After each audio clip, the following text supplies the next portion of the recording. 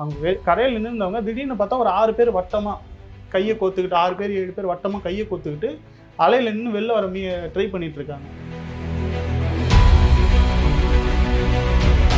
Ambulance பண்ணும்போது பார்த்தீங்கன்னா ambulance வந்து நீங்கள் இங்கே எங்களுக்கு தவறாக ஃபோன் பண்ணுறீங்க, கடலை மாடியாக நீங்கள் ஃபயர் ஸ்டேஷன் தான் ஃபோன் பண்ணணும். நீங்கள் எத்தனை பேர் வந்தீங்க, எவ்வளோ ஊர்லேருந்து வந்தீங்க, எத்தனை பேர் வந்தீங்க, எந்த ஊரில் வந்திருக்கீங்க, என்னெல்லாம் இப்படி கேட்டுட்டு இருக்காரு. நான் சொன்னேன் சார் நீங்கள் ஃபுல் டேட்டா பேஸு இந்த பாப்பா காப்பாற்றினதுக்கப்புறம் நீங்கள் கேட்டுங்க, அந்த பொண்ணு அழுவுது சார், நான் எல்லா டீட்டெயிலும் உங்களுக்கு கொடுத்துறேன் சார், தயவு செஞ்சு அவங்களை காப்பாற்றுங்க சார். இது அந்த பொண்ணு மீட்கிறதுக்கு ஒரு முக்கியமான விஷயம் எதுவாக இருந்திருக்கும்னா ஸ்பீட் போட். ஃபயர் சர்வீஸில் கண்டிப்பாக ஒரு ஸ்பீட் போட் வச்சுருக்கணும். நாங்கள் காப்பாற்றி கொடுத்த உயிரை அவங்க சாவடிச்சிட்டாங்க. இது வந்து யாருன்னா இறந்ததுக்கப்புறம் இரங்கல் செய்து கொடுக்குறதுல ஒரு பிரயோஜனமும் இல்லை. இறந்ததுக்கப்புறம் இறந்தவங்களுக்கு நீங்கள் வந்து உதவி பண்ணி அந்த நிவாரண உதவிகள் கொடுக்குறதுல ஒரு பிரயோஜனமும் கிடையாது.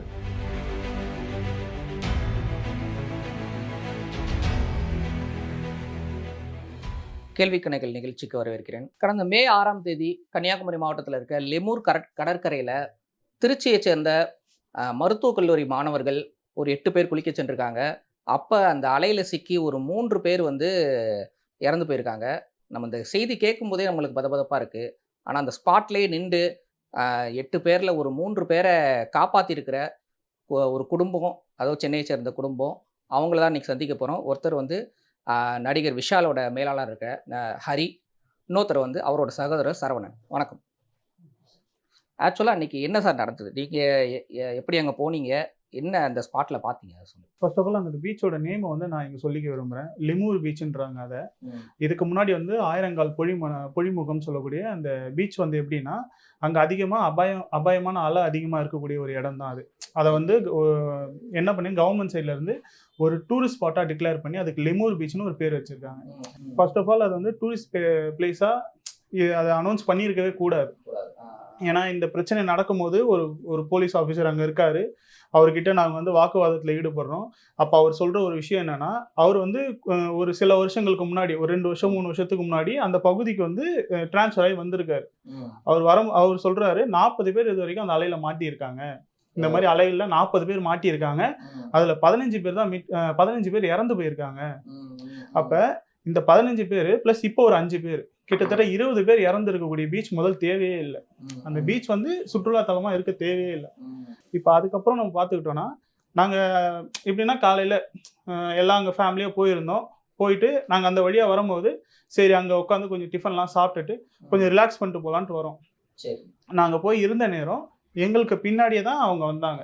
அந்த 12 பேர் கொண்ட ஒரு குழுவாக அவங்க வந்தாங்க. அவங்க சுற்றி பார்க்கறதுக்காக வந்தாங்க அந்த டாக்டர்ஸ் எல்லாருமே. ஸோ அவங்க வரும்போது என்ன ஆச்சுன்னா, ஒரு 2 பேர் 3 பேர் வந்து வேன்லேருந்து லேட்டாக வராங்க. ஃபஸ்ட்டு வந்தவங்க வந்த உடனே என்ன பண்ணியிருக்காங்க, கால் நினைக்கிறத கரையில் போய் நின்று இருக்காங்க. அவங்க எடுத்த உடனே போய் கடலில் குதிக்கலை, விளையாடலை, எதுவுமே இது பண்ணலை. அவங்க நிற்கும் போது நாங்கள் பார்த்தோம். ஏன்னா அந்த மணல் திட்டு வந்து கொஞ்சம் மேடானது. நம்ம மேலே உட்கார வேண்டிய மணல் திட்டு வந்து கொஞ்சம் மேடானது. நாங்கள் அதுக்கு மேலே உட்காந்துருக்கோம். உட்காந்துட்டு நாங்கள் பார்க்கும்போது அவங்க கீழே நின்றுட்டு இருந்தாங்க, கரையில் தான் நின்றுட்டு இருந்தாங்க. ஸோ அதில் அதுக்கப்புறம் நாங்கள் சாப்பிட்டு முடிக்கும் போது பார்த்தோன்னா ஒருத்தர் உள்ளே மாட்டியிருப்பாங்கன்ற, அதாவது என்னோட யூகத்தில் நாங்கள் சொல்கிறோம். ஏன்னா அந்த இடத்துல கரெக்டாக நாங்கள் பார்க்கல. அவங்க கரையில் நின்றுருந்தவங்க திடீர்னு பார்த்தா ஒரு 6 பேர் வட்டமாக கையை கோத்துக்கிட்டு, 6 பேர் 7 பேர் வட்டமாக கையை கோத்துக்கிட்டு அலையில் நின்று வெளில வர ட்ரை பண்ணிட்டு இருக்காங்க. அப்போ அந்த இடத்துல என்னோட மனைவியும் அப்புறம் எங்கள் அண்ணி இவங்க எல்லாருமே பார்த்துட்டு அவங்க வந்து கத்தரத்தை கேட்டுட்டு எங்களை சொல்கிறாங்க. சொன்ன உடனே முதல் எடுத்த உடனே பரத், ராஜா இவங்க 2 பேர் வேகமாக ஓடி போய் அலைக்குள்ளேருந்து ஒரு பொண்ணு மட்டும் தனியாக தத்தளிச்சுட்டு இருந்தா.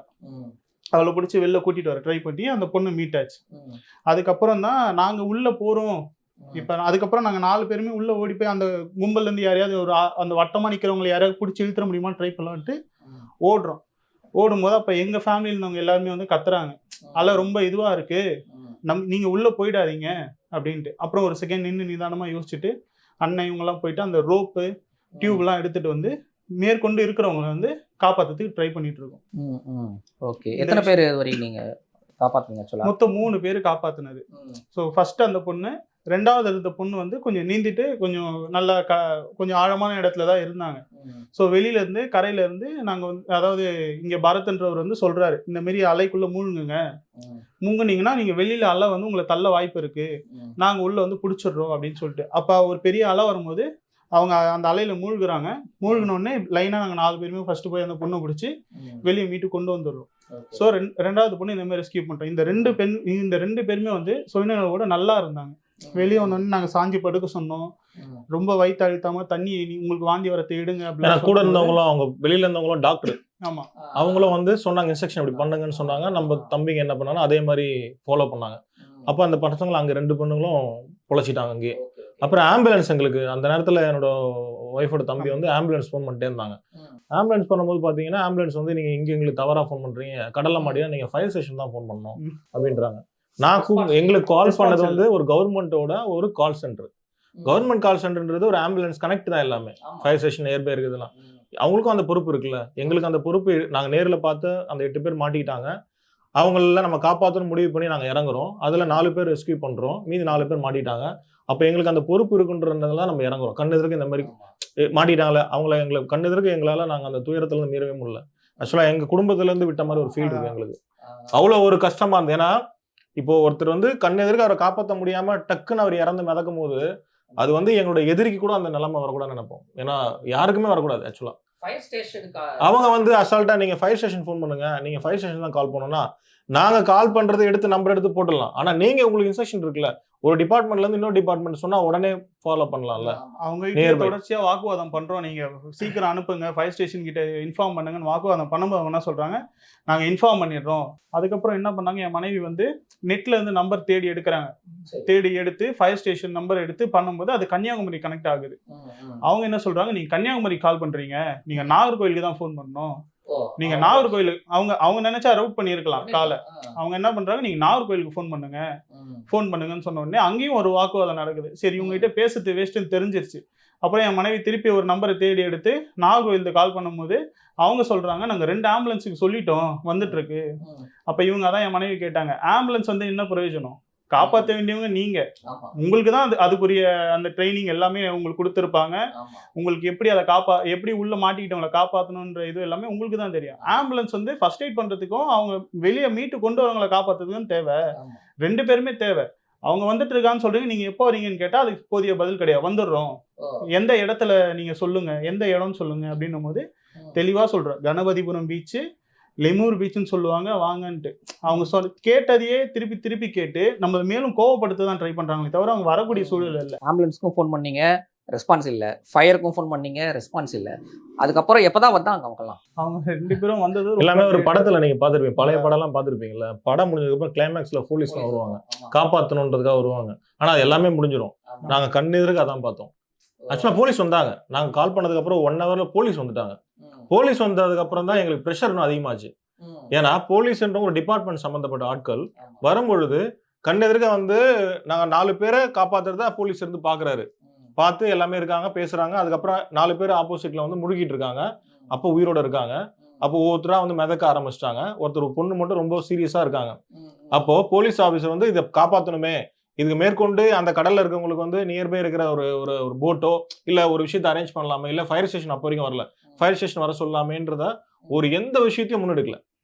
ஏன்னா கூட இருந்த ஒரு டாக்டர் இருக்காங்கல்ல, அந்த பாப்பாவை பிடிச்சி நீங்க எத்தனை பேர் வந்தீங்க, எவ்வளவு ஊர்ல இருந்து வந்தீங்க, எத்தனை பேர் வந்தீங்க, எந்த ஊர்ல வந்திருக்கீங்க, என்னெல்லாம் இப்படி கேட்டு இருக்காரு. நான் சொன்னேன், சார் நீங்க ஃபுல் டேட்டா பேஸ் இந்த பாப்பா காப்பாத்துனதுக்கு அப்புறம் நீங்க கேட்டுங்க, அந்த பொண்ணு அழுவுது சார், நான் எல்லா டீட்டெயிலும் உங்களுக்கு கொடுத்துறேன் சார், தயவு செஞ்சு அவங்களை காப்பாத்துங்க சார்னு. சார் நீங்க அந்த கண்ணருக்கு நீங்க வந்த நேரத்துல நீங்க இன்ஸ்டியூட் எடுத்து ஏதாவது ஒரு விஷயம் பண்ணியிருந்தா கூட 4 பேரை காப்பாத்திருக்கலாம்.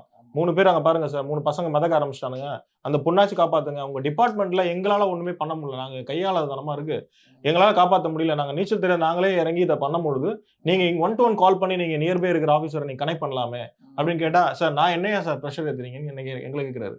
அப்ப நாங்க பார்த்தோம், இவங்க கிட்ட வாக்குவாதம் பண்ணி நம்ம டைமை வேஸ்ட் பண்ணி போறதை விட எங்களோட முழு சிந்தனை அந்த பொண்ணை காப்பாத்துறது தான் இருந்தது. அட்லீஸ்ட் அந்த 4 பேர்ல 3 பேர் கண்டதுக்கு இறந்து போயிட்டானுங்க. அந்த ஒரு பொண்ணாச்சும் நம்ம காப்பாத்துன்றதுல வெறித்தனமா ஒர்க் பண்ணோம். ஏன்னா அந்த பொண்ணு 2 மணி நேரமா கடல்ல உயிரோடு இருந்தது.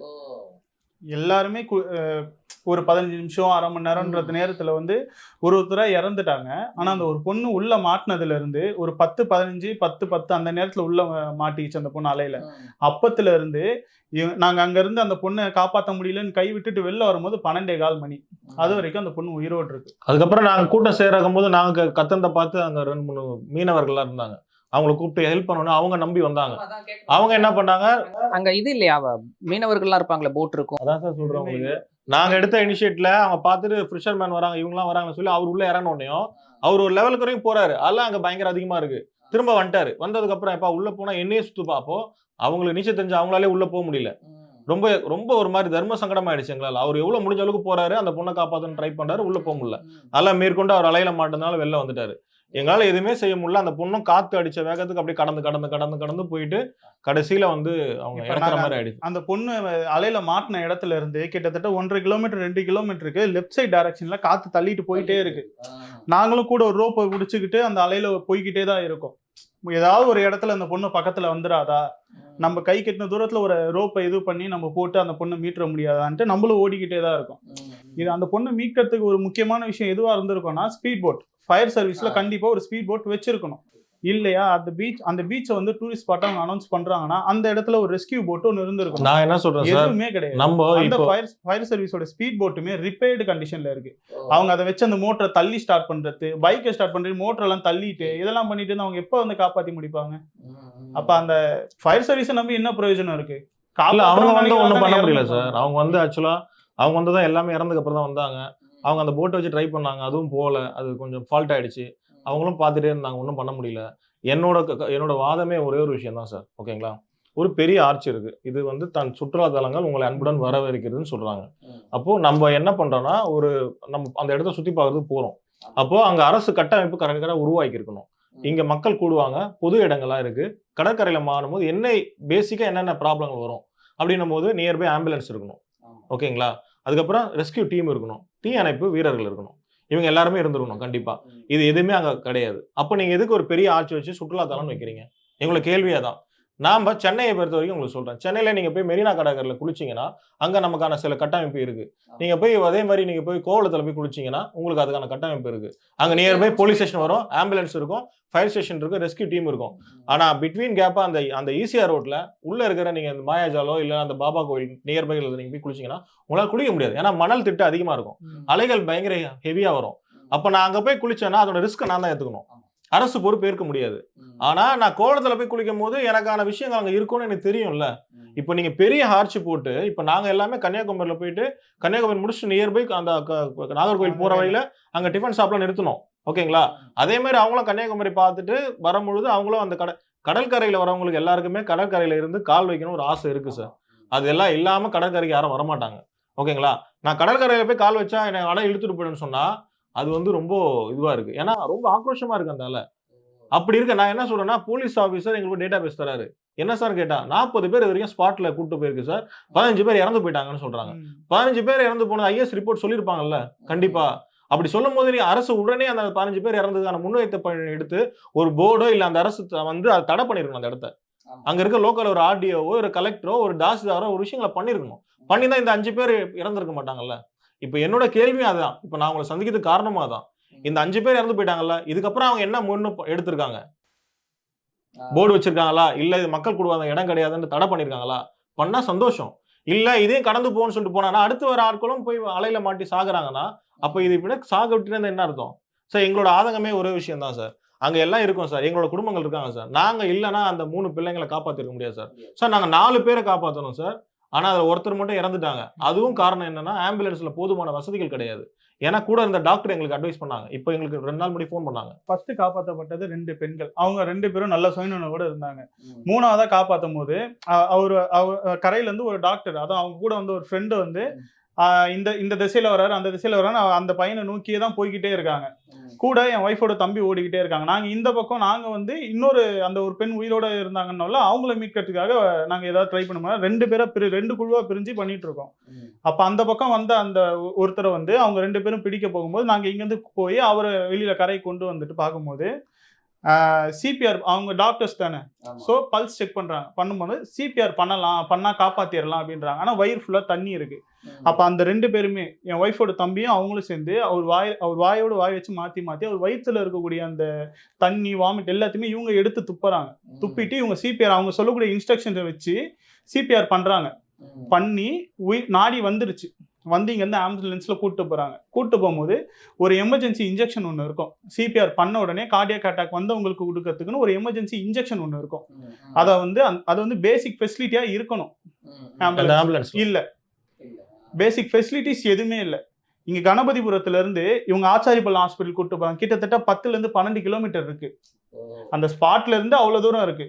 போகிற வழியிலேயே வந்து பெரிய ஹாஸ்பிட்டல்லே 2 to 3 இருக்கு. வித்தின் ஒரு 2 kilometers 4 kilometers ரேஞ்சிலேயே வந்து ஹாஸ்பிட்டல்ஸ் இருக்கு. இவங்க பிரைவேட்ல சேர்த்தா ஒருத்தவங்களும் டாக்டர்ஸ், அவங்க பேரண்ட்ஸ் எவ்வளோ கஷ்டப்பட்டு படிக்க வச்சிருப்பாங்க, எவ்வளோ செலவு பண்ணியிருப்பாங்க. அவங்க நினைச்சா அவங்க வந்து காசு கட்டி அவங்க பிள்ளைங்களை பார்த்துக்க முடியாது. இவங்க எதுக்கு இங்க இருந்து அவ்வளோ தூரம் தொலைவில் கொண்டு போய் ஒரு கவர்மெண்ட் ஹாஸ்பிட்டல் கூப்பிட்டு போகணும்? நாங்கள் காப்பாற்றி கொடுத்த உயிரை அவங்க சாவடிச்சிட்டாங்க. இது வந்து யாருன்னா, நாங்க இப்ப ஒரு 2 நாளுக்கு முன்னாடி வந்து நேத்துக்கு வந்து நாங்க பேசியிருந்தோம். காப்பாற்றப்பட்ட பெண்ணோட அம்மா கிட்ட வந்து பேசியிருந்தோம். அவங்க ரொம்ப வருத்தத்தோடு சொல்றாங்க, இந்த மாதிரி நீங்க காப்பாத்தி கொடுத்த ஒரு உயிர் வந்து எந்த தேவையான ஒரு அடிப்படை வசதி இல்லாத ஒரு ஆம்புலன்ஸ்னால இறந்துட்டாங்க. ரொம்ப வருத்தமா இருக்கு. இத்தனைக்கும் அந்த டிஸ்ட்ரிக்ட்ல இப்ப இன்னொரு விஷயமும் பதிவு பண்ண விரும்புறோம். நாங்க ஆம்புலன்ஸ் ஃபோன் பண்றோம், ஒரு ஆம்புலன்ஸ் அனுப்பிட்டாங்க. இங்கே ரெஸ்கியூ பண்ணுறதுக்கு அவங்கள பிடிச்சி வச்சுட்டு இருக்கோம். கண்ணெதிர்க்கு அந்த பொண்ணை நாங்கள் காப்பாற்றிட்டோன்னா 2 பேரும் சேர்த்து நீங்கள் ஆம்புலன்ஸ் ஹாஸ்பிட்டல் கூப்பிட்டு போயிடலாம் நாங்கள் ட்ரை பண்ணிட்டு இருக்கோம். உடனே அவங்களுக்கு ஃபோன் வருது, இதுமாரி கன்னியாகுமரியில் 3 பேர் இதுவாக இருக்காங்க, நீங்கள் உடனே ஆம்புலன்ஸ் எடுத்துகிட்டு வாங்க அப்படின்னா இவங்க எங்ககிட்ட கேட்குறாங்க. நாங்கள் உடனே போனாங்க அப்படின்ட்டு. அவ்வளோ பெரிய இதில் வந்து அவ்வளோ பெரிய மாவட்டத்தில் வந்து ஒரே ஒரு ஆம்புலன்ஸ் தான் இருக்கா, அதுவும் வசதி இல்லாத ஒரு ஆம்புலன்ஸ். அப்போ என்ன அவங்க வந்து மெயின்டைன் பண்ணுறாங்க? ஒரு ஆம்புலன்ஸ்க்குலாம் இன்ஸ்பெக்ஷன் நடக்குதா இல்லையானே தெரியலையே. பேசிக் ஃபெசிலிட்டிஸ் இருக்கா இல்லையான்னு ஒரு இன்ஸ்பெக்ஷன் பீரியாடிக்கல் பேசிஸ்ல நடத்தணும்ல கவர்மெண்ட், அது நடக்குதா இல்லையான்னு தெரியலையே. ஓகே, இதை வந்து அரசோட கவனத்துக்கு நீங்க எதுவும் எடுத்து போனீங்களா? அங்க மாவட்ட நாங்க அது முடியும் போது பார்த்தீங்கன்னா ஆர்டிஓ ஆஃபீஸர்லாம் வந்தாங்க, ஆர்டிஓ அது சம்மந்தப்பட்ட அதிகாரிலாம் வந்தாங்க. வந்தோடனே அவங்களும் வந்து காது கொடுத்து கேட்குற மாதிரில நான் சொன்னேன், முதல்ல நீங்க நல்லது பண்ணணும்னா இவங்கெல்லாம் இறந்தவங்களெல்லாம் அங்கே வந்து ஆக்சுவலாக கடலில் மாட்டிட்டாங்கல்ல, அவங்க இறந்துட்டாங்கல்ல, அவங்கள நாங்கள் அடையாளம் காட்டலாம், அவங்க பிணங்களை கூட கொண்டு வந்திருக்க முடியாது. நாங்கள் இருந்து சொல்லிட்டு வரோம், இங்கே வேணும் 4 பேர் இருக்காங்க பாருங்கன்னு சொல்லிட்டு. அப்போ என்னாச்சுன்னா அவங்க போயிட்டு ஒரு சின்ன போட்டு வந்துச்சு. நான் என்னோட இது என்னன்னா, அந்த போட்டு கூட கவர்மெண்ட் தான் அரேஞ்ச் பண்ணிருக்காங்க, நியர்பைல இருக்க ஆஃபீஸர் தான் நினைச்சாங்க நான் நினைச்சிட்டு இருக்கேன். நேற்று எனக்கு வந்து எங்களோட கான்டாக்ட் நம்பர் எடுத்து நாங்கள் உயிர் காப்பாற்றோம்ல, அவங்க எங்களுக்கு ஃபோன் பண்ணி நன்றி சொன்னாங்க. ரொம்ப சந்தோஷம், இந்த மாதிரி விஷயங்கள் இருக்கு, நீங்கள் காப்பாற்றி கொடுத்ததுக்கு அப்படின்னு. அப்போ நான் அந்த பாப்பாட்ட பேசினேன், எப்படி நல்லா இருந்தியம்மா, எப்படி எல்லாம் ஓகே எல்லா விஷயமா. ஆனால் அந்த போட்டு கூட பார்த்தீங்கன்னா கடைசியாக அந்த போட்டு ஏதோ கவர்மெண்ட் அரேஞ்ச் பண்ணி வந்தாங்களாமா, அவங்க அந்த 4 பேர் அடையாளம் காட்டுறதுக்கு அப்புறம் எடுத்துகிட்டு வந்தாங்க. நான் சொல்லும் பொழுது இல்லை, அந்த போட்டு கூட நாங்கள் காலேஜ் மூலமாக சொல்லி நியர்பைல இருக்கிற ஒரு மீனவர்கள் முறையில் பிடிச்சு அந்த போட்டு எங்கள் காலேஜ் மூலமாக அரேஞ்ச் பண்ணதான்னு சொன்னாங்க. அது கேட்கும் போது எங்களால் வந்து அப்போ இதுக்கு கூட நாங்கள் பொதுமக்கள் தான் இறங்கி பண்ணணுமான்ற ஒரு கஷ்டமாயிடுச்சு எங்களுக்கு. முதல்ல ஒரு போட்டுக்கு வந்து நாங்கள் போலீஸ் கிட்டே பேசிட்டு இருக்கோம், வாக்குவாதம் பண்ணிட்டு இருக்கோம். ஒரு போட் அங்கே இருக்கு, ஏன்னா பக்கத்துலேயே வந்து முட்டம் மீன்பிடி துறைமுகம் இருக்கு, ரொம்ப தூரத்துலலாம் ரொம்ப பக்கத்துல தான் இருக்கு. அப்போ வந்து நீங்க சொல்லி இன்ஃபார்ம் பண்ணா யாராவது ஒரு மீனவர் எடுத்துட்டு வரலாம், இல்லை நீங்க மெரைன் போலீஸை கான்டாக்ட் பண்ணா யாராவது சொல்லி ஒரு போட் அனுப்பி வைக்கலாமே. ரொம்ப பெரிய விஷயம் கிடையாது அது. யாருமே வரல ஆக்சுவலா. அப்போ வந்து ஒரே ஒரு போட்டை வந்து கண்ணுக்கு கொஞ்சம் தொலைவில் இருக்கு, அது ஒரு போட் நாங்க பேசிட்டோம் வந்துட்டு இருக்குன்ட்டு. நாங்க ரொம்ப நேரமா பார்க்கறோம், அந்த போட் அதே இடத்துல இருக்கு. என்னன்னு திருப்பி போய் இவரை கேட்கிறோம், அவங்க வரமாட்டேன்னு சொல்லிட்டாங்க. ஒரு போலீஸ் ஆபீசரு அவர் வந்து சொல்றாரு அவங்க வரமாட்டேன்னு சொல்லிட்டாங்க. அப்ப நாங்க அண்ணன் வந்து கேக்குறாங்க, இந்த மாதிரி நீங்க எப்படி சொல்லலாம், நீங்க ஏதாவது ஒண்ணு சொல்லி வர சொல்லணும்ல, நானும் உங்க கூட தானே நிக்கிறேன் அப்படின்னு ஒரு வார்த்தையை சொல்றாரு. அவர் எங்க கூட நின்று எந்த பிரயோஜனமும் இல்லையே. அவர் எடுக்க வேண்டிய முயற்சியை எடுத்தாருன்னா நாங்க நிம்மதியா இருப்போம்ல. வெளியில உள்ள இருந்து காப்பாத்திட்டு வரவங்கள தூக்கிட்டு போறது கூட உதவி பண்ணல. அது ரொம்ப பெரிய ஒரு ஆம்புலன்ஸ் வருதுன்னா ஆம்புலன்ஸ்ல தூக்குறது ஸ்ட்ரெச்சர் இருக்கும்ல, அந்த ஸ்ட்ரெச்சர் 2 பேர் தூக்க முடியுமா? கண்டிப்பா முடியாது இல்ல. அட்லீஸ்ட் ஒரு 3-4 பேராச்சும் வேணும்ல. நாங்களே கடல்ல இருந்து அவங்கள காப்பாத்தி கொண்டு வந்து அந்த ஸ்ட்ரெச்சர்ல வச்சு நாங்களே கொண்டு போய் ஆம்புலன்ஸ் வைக்கணும். உதவி கூட அங்க ஆட்கள் கிடையாது. போலீஸ் இருந்தா அந்த போலீஸ் கூட ஒரு கை கொடுத்து தூக்க மாட்டாங்க. கை கொடுத்து தூக்கல. என்கொயரின்ற பேர்ல அவங்க தப்பிச்சுக்கிறதுக்காக என்கொயரி மட்டும் தான் பண்ணிட்டு இருக்காங்க. எந்த ஊர்ல வந்தீங்க, நீங்க எந்த மாவட்டம் சார்ந்தவங்க, எத்தனை பேர் வந்தீங்க, ஏன் இதை பண்ணீங்க அதை பண்ணீங்கன்ட்டு இதை பத்தியே கேட்டுட்டு இருக்காங்க. நான் ஒரு டிபார்ட்மெண்ட், இது என்னால என்ன பண்ண முடியும், அட்லீஸ்ட் நான் வந்ததுக்கு ஒரு பொண்ணாச்சும் காப்பாற்றுன்ற மாதிரி ஒரு மைண்ட் செட்டே கிடையாது அவங்க யாருக்குமே. அதே மாதிரி அதுதான் எனக்கு ரொம்ப வருத்தமா இருக்கு. இன்னொரு ரொம்ப பெரிய வருத்தமான ஒரு விஷயம் என்னன்னா, ஒரு ஃப்ரெண்ட்ஸ் குரூப் 12 பேர் ஒன்னா வந்துட்டாங்க. நம்ம வந்து 3வது மனுஷன் இருந்தாலுமே நம்மளோட குடும்பத்துல ஒருத்தர் மாட்டின மாதிரி நம்ம துடிக்கிறோம். அப்போ ஃப்ரெண்டுங்க எவ்வளவு பதறி இருப்பாங்க. அதுல முதல்ல காப்பாற்றப்பட்ட பெண் அந்த பொண்ணை வெளில கூட்டிட்டு வந்தோடனே ஒரு மாதிரி பிரம்ம பிடிச்ச மாதிரி கொஞ்சம் உட்காந்துருக்கு, பயந்துருச்சு, உட்காந்து கொஞ்சம் ரிலாக்ஸ் ஆகிட்டு இருக்கு. ரெண்டாவது ஒரு பொண்ணை காப்பாற்றி வெளில கூட்டு வந்தாச்சு. அந்த 2 பேரும் கான்சியஸாக இருக்காங்க. அவங்க 2 பேருமே ஒரு பயத்தில் இருக்காங்க.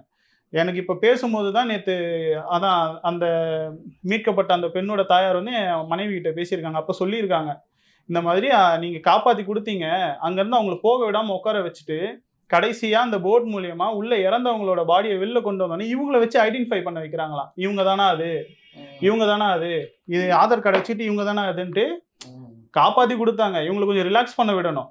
கான்சியஸாக இருக்கக்கூடிய டாக்டர்ஸ் ஹாஸ்பிட்டலில், அதாவது இவங்க கூட வந்த அந்த டாக்டர் ஃப்ரெண்ட்ஸ் எல்லாருமே வந்து ஆம்புலன்ஸில் போனவங்க கூட இருக்காங்க. அதுவும் இல்லாமல் அந்த அங்கே ஒரு ஃபங்க்ஷனுக்கு வந்தவங்க அவங்க வீட்டு ஆளுங்க அங்கே இருக்காங்க. ஸோ அந்த அடையாளம் கட்டுறதுக்கு அத்தனை பேர் இருக்கிற பட்சத்துலையும் இவங்க 2 பேரை வச்சுக்கிட்டு காட்ட வேண்டிய அவசியம் என்ன இருக்குது? இவங்க ஏற்கனவே பயந்துருக்காங்க. அப்போ இவங்க எவ்வளோ கஷ்டப்பட்டுருப்பாங்க, இவங்க எவ்வளோ ஸ்ட்ரெஸ் ஆகிருப்பாங்க. ஏன்னா ஒரு கடலில் மாட்டி உயிருக்கு போராடி வராங்க, செத்துருவோம்னு நினச்சவங்களை காப்பாற்றி உள்ளே கொண்டு வரும்போது அந்த அந்த அதிர்ச்சியிலேருந்து அவங்க மீள முடியாதுல்ல. அவங்கள உட்கார வச்சு என்கொயரி பண்றது என்ன அவசியம் எனக்கு புரியவே இல்லை எனக்கு. அவங்க அம்மா சொல்றாங்க, என் பொண்ணு இன்னும் அந்த இன்சிடென்ட்ல இருந்து மீண்டு வரவே இல்லை. மாட்டினதை நினைச்சு பயம் ஃபர்ஸ்ட், ரெண்டாவது கூட இருந்தவங்க இறந்துட்டாங்கன்ற நினைச்சு ஒரு பயம். இறந்தவங்கள இவங்க தானு ஐடென்டிஃபை பண்ணி கொடுன்னு சொல்லிட்டு போலீஸ் ஸ்ட்ரெஸ் பண்ணதுனால இன்னொரு அந்த அந்த இதுல இருந்து அவங்களால வெளில வரவே முடியல. ரொம்ப பாதிக்கப்பட்டிருக்காங்க, மன ரீதியா பாதிக்கப்பட்டிருக்காங்க. மத்த 4 பேர் உட்கார்ந்து இருந்தாங்கன்னு சொன்னீங்கல்ல, அவங்க எந்த முயற்சி எடுக்கலையா? கூட நாங்க இல்லன்னு வச்சீங்க சார், உண்மையாலுமே சொல்றேன். அந்த 4 பேருமே கடல்ல போய் பாஞ்சிட்டு இருப்பாங்க ஃப்ரெண்ட்ஸை காப்பாத்தணும்ட்டு. எங்களுமே நாங்க ஓடின மாதிரி அவங்களும் ஓடியாந்தாங்க. அப்புறம் எல்லாரையுமே நிதானப்படுத்தி எங்க வீட்டுல இருந்தவங்க எங்களை வந்து ரொம்ப பக்குவப்படுத்தினாங்க. இது கடல், நீங்க போனா என்ன பண்ண முடியும், யாருக்கு நீச்சல் தெரியும்னு சொல்லி கேட்டதுக்கு அப்புறம் பக்கத்துல அந்த வாட்ச்மேன் வந்து ரோப்பு எல்லாத்தையும் வாங்கி நம்ம அரேஞ்ச் பண்றோம். அப்புறம் தான் ஒவ்வொருத்தர் ரெஸ்கியூ பண்ணாம கூட வந்து அவங்க பண்றாங்க. எனக்கோட வருத்தமே என்னன்னா, அந்த கடல்ல வந்து இப்ப எங்க குடும்பங்கள் யாருமே இல்லைன்னா அந்த 8 பேரும் இறந்து போயிருப்பாங்க கண்டிப்பா. இந்த 4 பேரும் காப்பாத்துற பேர்ல போய் அவங்களும் மாட்டியிருப்பாங்க. இது சமூகத்துக்கு வெளில வந்திருக்காது கண்டிப்பா. இப்ப நாங்க இருந்தனால அதை வெளில கொண்டு வந்திருக்கு, நியூஸா வெளில வந்திருக்கு. வேற யாருமே இருந்தாங்க, குடும்பங்கள் இருந்தாங்க. ஆனா நாங்க போய் ஹெல்ப் கேட்கும் போது அவங்களும் பயந்து போயிட்டாங்க. ஒரு சாமானிய ஒரு பயம் இருக்குல்ல, நம்ம போய் இறங்க போய் போலீஸ் நாளைக்கு என்கொயரி பண்ணா நம்ம என்ன வருது, நாளைக்கு எல்லாத்துக்கும் போய் நிக்கணுமே, நம்ம ஏதோ சுற்றுலா பார்க்க வந்தோம், ஏதோ போய் வீர செயலாம் செஞ்சுட்டு மாட்டிக்கூடாதனால கூப்பிட்டு ஹெல்ப் கேட்டா வேணான்ட்டு அடுத்த செகண்ட் போயிட்டாங்க. அந்த கடல்ல நாங்க இருக்கும் பொழுது எங்களோட குடும்பங்களும் அந்த பாதிக்கப்பட்ட அந்த ஃப்ரெண்ட்ஸ் மட்டும் தான் இருந்தாங்க. அதுக்கப்புறம் தான் நாங்க நியர்பைல இருக்கிற இப்ப இவரோட தம்பி, ஒய்ஃபோட தம்பி வந்து அந்த ஊர் ஆட்களுக்கு சொல்லி அந்த ஊர் ஆட்கள் பக்கத்துல இருக்க ஆட்கள்லாம் வந்தாங்க எல்லாருமே. அப்பதான் வர ஆரம்பிச்சாங்க ஒவ்வொருத்தரா. வர ஆரம்பிச்சதுக்கு அப்புறம் ஆம்புலன்ஸ் வந்துச்சு, எந்த பிரோஜனமும் கிடையாது. அதே மாதிரி ஃபயர் ஸ்டேஷன் அந்த வண்டி வந்துச்சு, அவங்களாம் எந்த பிரோஜனம் கிடையாது.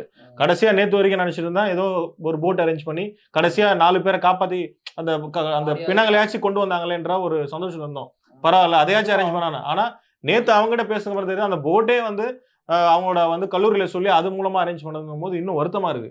இப்போ நாங்க யாருமே இல்ல, இதே இடத்துல அந்த 10 பேர் மட்டும் போய் குளிக்கிறாங்க, இல்ல 12 பேர் குளிக்கிறாங்கன்னா மாட்டிட்டாங்கன்னா அவங்க எப்படி இந்த இறந்து போன கூட யாருக்குமே தெரியாது.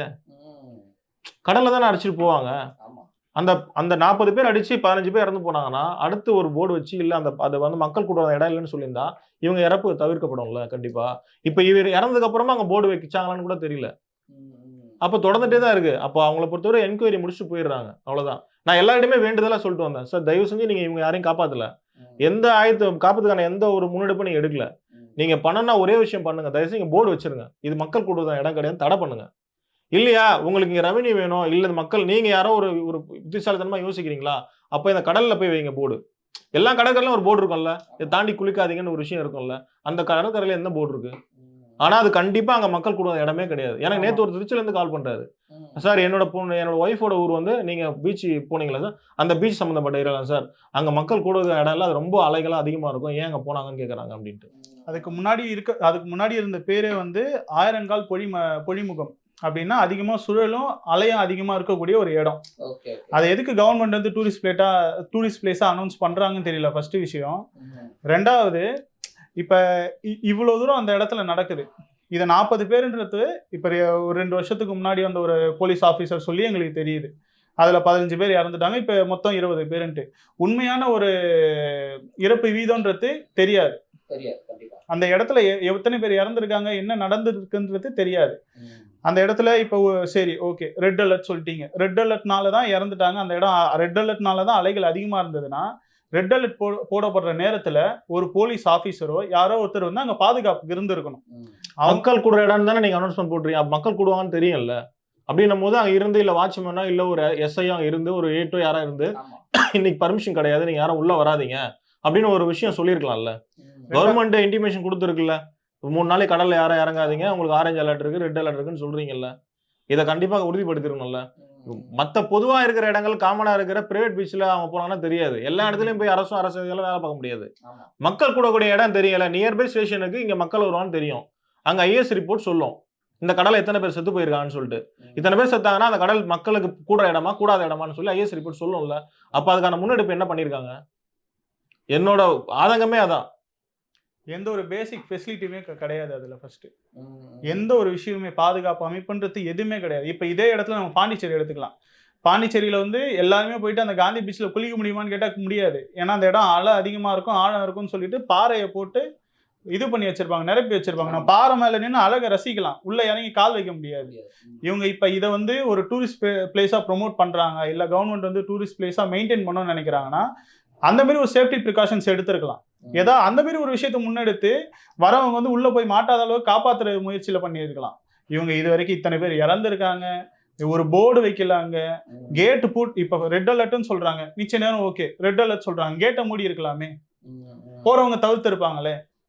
கேட் திறந்துல இருக்காங்க, கேட் ஃபெசிலிட்டி வரையே இருக்கு. கேட் பிரைவேட் பீச் மாதிரி பீச் மாதிரிலாம் ஓபன் கிடையாது. ஒரு கேட் போட்டு ஒரு பெரிய காம்பவுண்ட் வால் வந்து ஒரு 8 அடிக்கு போட்டு ஒரு 10 அடிக்கு ஒரு கேட் போட்டு ஒரு ஆர்ச் போட்டு பிரைவேட் பீச்சோட இதுல உள்ள ஸ்டால்லாம் இருக்கு சார். உள்ள ஸ்டால்லாம் இருக்கு. ஈவினிங் கடலாம் போடுவாங்க போல எனக்கு தெரிஞ்சு.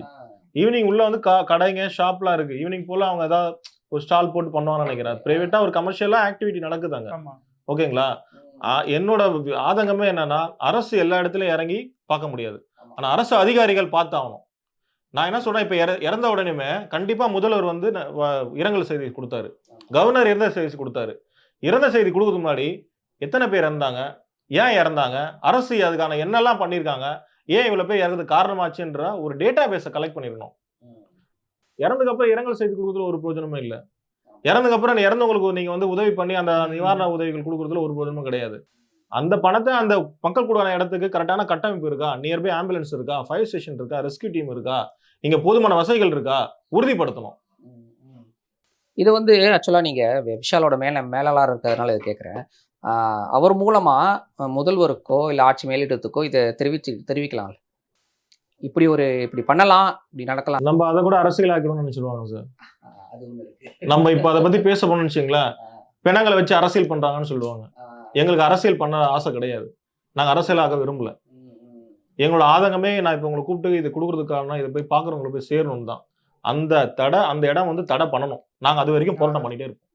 ஏன்னா கண்ணுக்கு எதிர்க்க எங்களால 8 பேரை வந்து காப்பாற்றும் போது 3 பேரை மட்டும் காப்பாத்தி 4 பேரை காப்பாத்தி ஒருத்தர் ஆம்புலன்ஸான போதிய வசதி இல்லாம இறந்து போனாங்க. 4 பேரை காப்பாத்தி ஒருத்தர் போஜனம் இல்லை. மீதி 4 பேருக்கு போதுமான அரசு அதிகாரிகள் கோஆபரேஷன் இல்லாம 4 பேரை கண்ணறி இறந்து போனாங்க. இப்ப என் குடும்பத்துல இறந்த மாதிரி தான் இருக்கு. அப்போ நான் இந்த போராட்டங்கள் பண்ணிட்டே இருப்போம், நாங்க இதை தெரியப்படுத்திட்டே தான் இருப்போம். அந்த இடம் வந்து மக்கள் வந்து போதுமான கூடுதலான வசதிகள் இருக்குன்றத அரசும் அரசு அதிகாரிகளும் உறுதிப்படுத்தி ஆகணும். இல்லைன்னா அது தடை பண்ணி ஆகணும். இல்லைன்னா இன்னைக்கு நேற்று 15 பேர் செத்தும் போது நீங்க ஒரு முன்னெடுப்பு எடுத்திருந்தீங்கன்னா இந்த 5 பேரை நாங்க காப்பாத்திருப்பாங்க. இந்த 5 பேர் செத்துக்கு அப்புறமா இது தொடருதுன்னா அப்ப எத்தனை பிணங்கள் அங்க போகும்? நாங்க இருந்தனால இது இப்ப டாக்டர்கள் வந்தாங்க, SRM காலேஜில் படிக்கிற மருத்துவர்கள் சார் நாளைக்கு 10 எத்தனை உயிரை காப்பாத்திருப்பாங்க தெரியுமா அந்த 5 பேரு? நாளைக்கு சமூகத்துல இருந்து செயல்பட நம்ம எல்லார்ட்டையும் யார்கிட்ட கடவுளுக்கு நிகரா மருத்துவர்கிட்ட தான் உண்மையை சொல்லுவோம், என்ன பொய்யும் சொல்ல மாட்டோம். நம்மளை காப்பாற்றுவான்றது கடவுளுக்கு நிகரா இருந்து மருத்துவர்கிட்ட தான் சொல்லுவோம். அந்த மருத்துவர்கள் 5 பேர் செத்து போயிட்டாங்க. அந்த 5 பேர் இருந்தாங்கன்னா எத்தனை உயிரை காப்பாற்றுவாங்க? சமூகத்துல இன்னொரு விஷயங்கள் நடந்திருக்கும். இது என்னன்னா, 4ஆவதா இறந்து வந்தவருக்கு ஆம்புலன்ஸ்ல இருந்து வந்த ஃபர்ஸ்ட் எய்ட் பண்ணக்கூடியவங்க கூட இருக்காங்க. அவங்களோட பல்ஸ் கூட செக் பண்ணாம அவங்க இறந்துட்டாங்க. ஏன்னா இப்ப என்னோட அறிவு கேட்டினது, நான் இங்கதான் பல்ஸ் பார்ப்பேன், கையில தான் நான் பல்ஸ் பார்ப்பேன். ஆனா அவங்க பார்க்கறது எல்லாமே இங்க நெக்ல பாக்குறாங்க. சோ ஹார்ட் பீட் இங்க வந்து பல்ஸ் ரேட்டிங் இருக்கும், லைட்டா இருந்தாலுமே இந்த இடத்துல தெரியும், நீங்க பாக்குறாங்க. அவங்க அந்த ஒரு விஷயத்த கூட பண்ணாம இவர் இறந்துட்டாருன்றத நாங்களே அவர் இறந்துட்டாருன்னு நினைச்சோம், எடுத்துட்டு போங்கன்னு போறாங்க. இல்ல நாங்களே அவங்க இறந்துட நினைச்சிட்டோம், எங்களுக்கும் தெரியாது இல்ல. ஆனா கூட அந்த மருத்துவ அந்த பொண்ணு இருக்குல்ல பாப்பா, அவங்க தான் இங்க தொட்டு பார்த்துட்டு இந்த மாதிரி வந்து இவங்க உயிரோட இருக்காங்க, நான் சொல்ற மாதிரி நீங்க பண்ணுங்கனதுக்கு அப்புறம் தம்பியோட ஒய்ஃப் என்ன பண்ணா, அந்த மாதிரி வாய் வச்சு உறிஞ்சி அவனுக்கு ஃப்ளஷ் பண்ணி எல்லா விஷயம் பண்ணி ஓகே இவரை சேவ் பண்ணணும்னு சொல்லி அப்புறம் தான் நம்ம ஆம்புலன்ஸ் கொண்டு போறாங்க. ஆம்புலன்ஸ் கொண்டு போய் அவங்க தேவையான விஷயங்கள்லாம் பண்ணி தான் அந்த பையன் பொழைச்சிருப்பான். அது ஒண்ணு பண்ணியிருக்கலாம். 2வது பக்கத்துல இருக்கக்கூடிய ஏதாவது ஒரு ஹாஸ்பிட்டல் கூட்டு போயிருந்தா கண்டிப்பா காப்பாத்திருக்கலாம். இவங்க இங்க இருந்து அவ்வளவு தூரம் நான் கவர்மெண்ட் ஹாஸ்பிட்டல் தான் கொண்டு போவேன், அங்க போய் தான் அதேதான் பார்ப்பேன். விதிமுறை இருக்கா சார்? நான் என்ன எனக்கு சொல்றேன், ஒரு புரியல அது. ஆக்சிடென்ட்டோ இல்ல ஒரு விஷயம் இருந்ததுன்னா அது என்ன சார் எனக்கு புரியல சார். ஒரு பிரைவேட் ஹாஸ்பிட்டல் இருக்காங்கன்னா உயிரை காப்பாத்துறது ஹாஸ்பிட்டல்லாம் காமன் எல்லாமே. எமர்ஜென்சினா பக்கத்துல அருகாமையில இருக்க போய் தானே அவனை இப்ப கடல்ல போராடி உயிருக்கு போனவங்களை கூட்டு போய் நீங்க போய் நேர் பேர் இருக்கிற பிரைவேட் ஹாஸ்பிட்டல் ஃபர்ஸ்ட் எய்ட் பண்ணுங்க, ஃபர்ஸ்ட் அவங்களை காப்பாத்துங்க. அதுக்கப்புறமா நீங்க திரும்ப கவர்மெண்ட் ஹாஸ்பிட்டல் மாத்துங்க. இங்க இருந்து இப்ப நான் 15 கிலோமீட்டர் தள்ளி போய் கவர்மெண்ட்ல போய் ஹாஸ்பிட்டல் தான் சேர்க்கணும்னு என்ன விதிமுறைகள் இருக்கு? கவர்மெண்ட் கீழே தான் பிரைவேட் ஹாஸ்பிட்டல். ஒரு சமயம் உங்களுக்கு அட்மிஷன் கொடுக்கல, அவங்க போதுமான வசதி இல்லைன்னா அந்த ஹாஸ்பிட்டல் தடை பண்ணி மூடுங்க. இல்ல அப்படி போகணும்னாலும் அந்த ஆம்புலன்ஸ்ல அந்த ஃபெசிலிட்டி இருக்கணும். இல்ல அந்த சிபிஆர் பண்ணியிருக்காங்க, நாடி வந்துருச்சு. ஸோ அந்த ஆம்புலன்ஸ்ல ஃபெசிலிட்டி இல்லை. அவங்க ஃபர்ஸ்ட் அந்த கொடுக்க வேண்டிய எமர்ஜென்சி இன்ஜெக்ஷன் சொல்றாங்களே ஆண்ட்ரிலின், அதுவும் கொடுக்கறதுக்குரிய ஃபெசிலிட்டி கிடையாது. அப்போ பக்கத்துல இருக்க ஏதாவது ஒரு ஹாஸ்பிட்டல் கூட்டு போய் அதை கொடுத்துட்டு ஓரளவுக்கு அவரை கொஞ்சம் ஸ்டேபிளா ஆக்கிட்டு கூட அங்கிருந்து கொண்டு போயிருக்கலாம். அவங்க கவர்மெண்ட் ஹாஸ்பிட்டலுக்கே கொண்டு போட்டோம். ஆனா போற வழியில இருக்கக்கூடிய ஒரு பிரைவேட் ஹாஸ்பிட்டல்ல கொண்டு போயிட்டு அந்த இன்ஜெக்ஷன் கொடுத்துட்டு கொஞ்சம் ஆக்சிஜன் கொடுத்து அவர் ஸ்டேபிள் ஆகிட்டு கொண்டு போயிருக்கலாமே. அப்ப அந்த உயிர் காப்பாற்றப்பட்டிருக்கோம்ல. உள்ள இருந்து மீட்டுறதுக்கு அர்த்தமே இல்லாம ஆச்சுல்ல. அந்த பையனோட அப்பாவும் அம்மாவும் பாத்தீங்கன்னா ரொம்ப கொஞ்சம் வறுமை கோட்டு கீழே இருக்கிறவங்க, அவங்க ஊர்ல கஷ்டப்படுறாங்க. பையன் டாக்டருக்கு படிக்கணும்னு ஆசைப்பட்டதுனால அப்பாவும் அம்மாவும் சிங்கப்பூர்ல போய் வீட்டு வேலை செஞ்சு பையனை படிக்க வச்சிருக்காங்க. அப்ப அந்த அப்பா அம்மாவோட மனநிலை என்ன இதுல இருக்கும்? வீட்டுல ஒரு இந்த ஊர்ல வந்து ஒரு வயசான பாட்டி மட்டும் கூட இருக்காங்க, பாத்துக்கிறாங்க. அந்த நேரம் அந்த பாட்டியை பார்க்க வேண்டியவர் ஃப்ரெண்டோட இங்க வந்து இந்த இதுல மாட்டிக்கிட்டாரு. இவங்க வந்து 8 பேரும் வாண்டடா போய் தண்ணியில குதிக்கல. இவங்க நான் இதுல எல்லாம் பார்த்தேன், கமெண்ட்ஸ்ல எல்லாம் நிறைய பேர் போட்டிருக்காங்க. என்னன்னா கேட்டை உடச்சு எகிரி குதிச்சு போயிட்டாங்க, இவங்க செவுரு எகிரி குதிச்சு போயிட்டாங்க, போய் இவங்க கடல்ல வேகமா குதிச்சுட்டாங்க, கேட்டு திறந்து இருக்கு. அவங்க வந்து தெரிஞ்சு பேசுறாங்களா தெரியாம பேசுறாங்களான்னு தெரியல. அந்த இடத்துல நாங்க எங்க குடும்பத்தோட வயசானவங்க எல்லாருமே இருக்கோம். அந்த இடம் கேட்டு திறந்து இருக்கு. வந்த அந்த மருத்துவங்க வந்து உட்காடுறாங்க. ஒரு 2 பேர் கால் நினைக்க நிக்கிறாங்க. மொத்தமா அந்த ஒரு குரூப்பா அங்க நின்று போட்டோ எடுத்து நாங்க நிக்கிறதுக்கு போறாங்க. அப்ப அந்த இடத்துல பார்த்தோன்னா ஒரு 2 பேர் மாட்டும் போது ஒருத்தர் மீட்கிறதுக்காக அந்த முயற்சியில தான் எல்லாருமே உள்ள மாட்டி இருக்காங்க. அந்த விஷயம் தெரியாம நிறைய பேர் பேசுறவங்களும் இருக்கட்டும், கமெண்ட் இப்ப நியூஸ் சேனல்ஸ் எல்லாருமே போடுறது தப்பா போடுறாங்க. இப்ப இந்த இடத்துல இழந்துட்டாங்க. அவங்க குடும்பத்தினரும் சரி, எங்க கண் முன்னாடி இழந்தனா அவங்களும் எங்க குடும்பத்துல ஒரு ஆள் தான். இப்ப இழந்தாச்சு. ஆனா என்னன்னா இந்த மாதிரி விஷயங்களை கேட்கும் போது இன்னும் ஆதங்கமா இருக்கு. ஒரு போதிய கட்டமைப்பு இல்லாத ஒரு இடத்துல ஒரு அவேர்னஸ் இல்லாம தெரியாம போய் மாட்டி இறந்துட்டாங்க. அவங்களை இந்த மாதிரி தப்பா ப்ரொஜெக்ட் பண்ணி பேசி என்ன பிரயோஜனம் இருக்கு? யாரோட ஆதாயத்துக்காக பேசுறாங்கன்னு தெரியல. ஓகே, ஒன்று ப்ரிகாஷன் எதுவுமே இல்லை அந்த இடத்துல. இன்னொன்று பார்த்தீங்கன்னா அந்த சம்பவம் நடந்தும் உதவிக்கு யாரும் வரல, ரெஸ்பான்ஸ் இல்லை. ஓகே, இப்போ போஸ்ட் அந்த இது முடிஞ்சதுக்கு அப்புறம் இதுக்கப்புறமாவது ஏதாவது நடவடிக்கை எடுக்கும். தடை பண்ணிட்டாங்கன்னா ரொம்ப நல்லா இருக்கும் சார். தடை பண்ணணும், நிறைய பேரோட உயிர் காப்பாற்றப்படும். நிறைய பேருக்கு கேட்போம். நம்மளும் தொடர்ந்து என்னோட வேண்டுதலே அதான் சார். தயவு செஞ்சு மருத்துவர்கள் இறந்தாங்கன்னு சொல்லிட்டு இரங்கல் தெரிவித்த முதல்வர் அவர்களுக்கும் கவர்னர் அவர்களுக்கும் நான் எங்களோட வேண்டுகோள் மட்டும் வைக்கிறோம். இறந்ததுக்கான காரணம் என்ன? அங்கே போதுமான அரசு எல்லாமே அரசு வந்து செவிசாட்சி அரசு இறங்கி பண்ணுமான்னு சொல்ல முடியாது. ஏன்னா அரசுக்கு நிறைய வேலைகள் இருக்கு. அரசு அதிகாரிகள் தான் உறுதிப்படுத்தணும். அதுக்கான மாவட்டத்துக்கான வட்டத்துக்கான அந்த ஆர்டிஓ, தாசிதார் மற்ற அந்த அதிகாரிகள்லாம் வந்து அதை செவிசாட்சி அது கட்டமைப்பு உருவாக்கினா மட்டும்தான் இது இந்த இறப்புகள் வந்து தடை செய்யப்படும், நிறுத்தப்படும். ஏன்னா 15 பேர் இறக்கும் பொழுது அதுக்கான முக்கியத்துவம் எடுத்து அதை இனிஷியேட் பண்ணியிருந்தாங்கன்னா இந்த 5 பேர் இறந்துருக்க மாட்டாங்க. இந்த 5 பேர் பிறந்ததுக்கு அப்புறமா அவங்க அந்த போர்டு வைக்காம தடை பண்ணாம இருக்காங்கன்னா அப்போ அரசு அதிகாரியோட மெத்தனம் தான் நான் சொல்லுவேன்.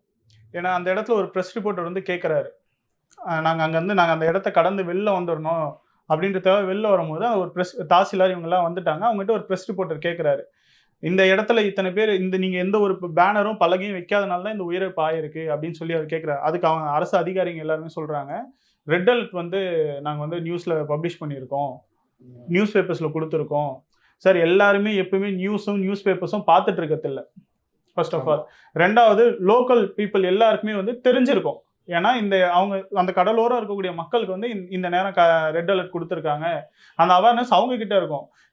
வெளியூர்ல இருந்து வேற மாநிலத்துல வரவங்களுக்கு எப்படி அது இருக்கும்? இருக்காது. அட்லீஸ்ட் ஒரு பேனரை கட்டி வச்சிருக்கலாம் அந்த இடத்துல. இல்ல பேசிக் ஃபெசிலிட்டியா என்ன இருந்திருக்கணும்? அதுவும் கிடையாது.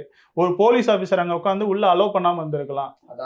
எந்த விஷயமே பண்ணாம நான் வந்து நியூஸ் பப்ளிஷ் பண்ணிட்டேன், போனது அவங்க தப்பு அப்படின்னா அது எந்த வகையிலும் நியாயம் கிடையாதுல்ல.